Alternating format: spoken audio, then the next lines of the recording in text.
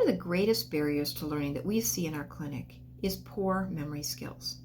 Obviously, there's lots of other skills that need to be improved with many of the students, but memory is one of the most important and most often missing in the students that we work with. Today, I'm going to teach you the best way to build memory skills. It's easy, and it can be applied in almost any situation by almost anyone. Hi, I'm Barb with the Tutor Fix, where Band-Aids aren't allowed, and we get real permanent solutions by getting to the root of the problem. Let's get going. There are many types of memory. There's short-term memory, long-term memory, auditory memory, visual memory, and even working memory. But today I'm going to focus on auditory memory. If a young child can't remember sounds in order, they're going to really struggle with learning to read. So if they can't remember the sounds s, p, o, it in order, they might reverse some of the sounds and come up with spilt, or they might omit one of the sounds and come up with spit or slit. Or they might even blend the first couple sounds and then guess at the rest because they can't remember all the sounds that are in the word. So auditory memory is crucial for learning to read. It's also important for following directions. If the parent says, go upstairs, brush your teeth, and change your clothes, the child with poor memory skills might get up to the top of the stairs and not remember what they're doing there. So this is just a daily frustration then for parent and child. Or as they get older and the teacher says, put your name and date at the top of the paper and then number each line from 1 to 20. If the student can't follow directions, that too is going to be just a daily frustration for teacher and student. Finally, auditory memory skills can even affect social interactions. If the child can't remember the thread of the conversation, they might come across as rude or awkward in their social interactions with friends. So as you can see, auditory memory is a crucial part of learning and of just daily life. Educators have long recognized the need for improving auditory memory skills, but the way they typically recommend doing it is inefficient and ineffective. And I'd like to show you today the most effective and efficient way of building auditory memory skills.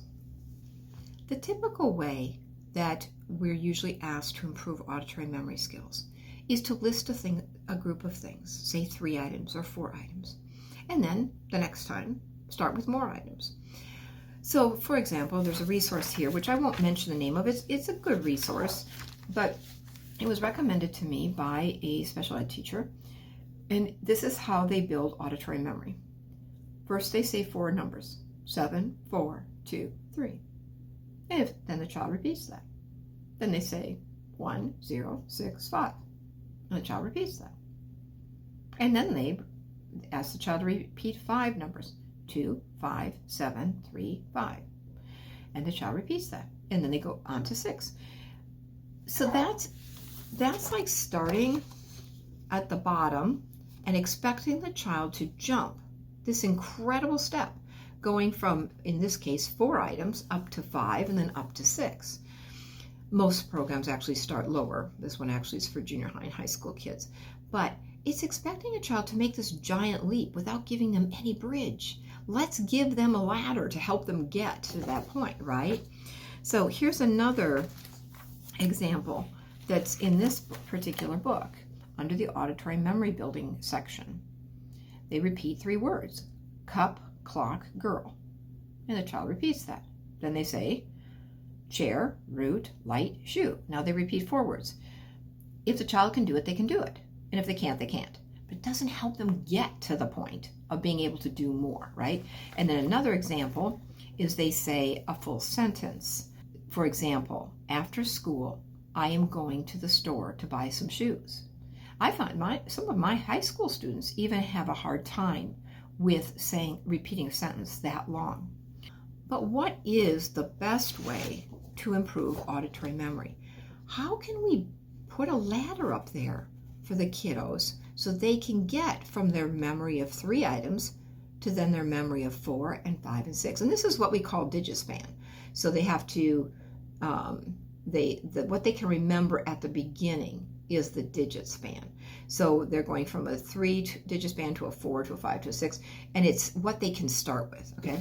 So a better way to approach, and you can use anything. You can use words, numbers, letters, sentences, it doesn't really matter.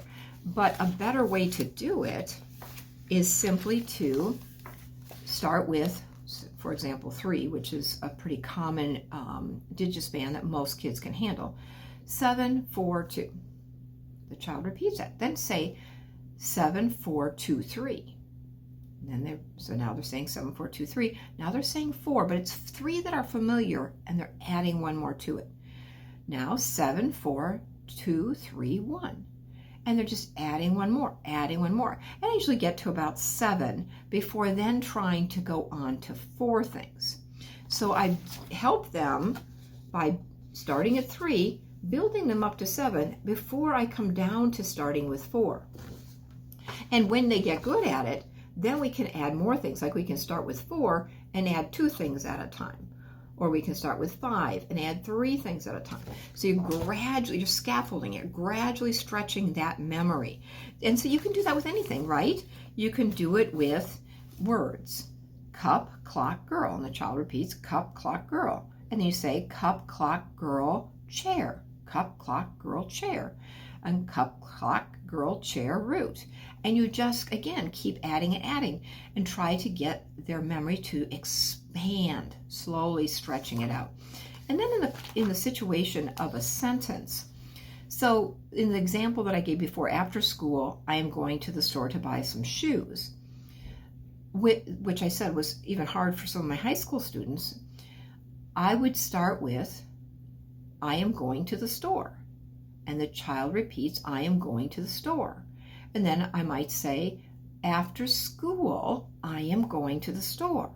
Again, you see I'm scaffolding it. I'm stretching their memory. I'm just expecting them to all of a sudden remember 10 words. I'm gradually stretching them to remember 10 words. And gradually this will improve their memory. And so you can see how that can be done in any situation. You can even do it like with sounds, right? You could do like at, most kids can remember that, at, hats. So you can do it that way too. Pretty much anything, but I typically would recommend words and sentences and possibly random letters. So if you would, that's just kind of a generic overview of a technique you can apply to almost anything to try to build your child's memory skills. You can do it with spelling, right? If the word is, like they're supposed to spell wood, you can, if they are, just abandoning the concept of phonics for a moment, W-O-U, W-O-U, W-O-U-L, W-O-U-L, W-O-U-L-D, right? You can gradually stretch it. Okay. I don't think that's the most efficient way to study spelling words, but I'm just saying you could do that if your child has to remember these words and they're having a hard time, okay?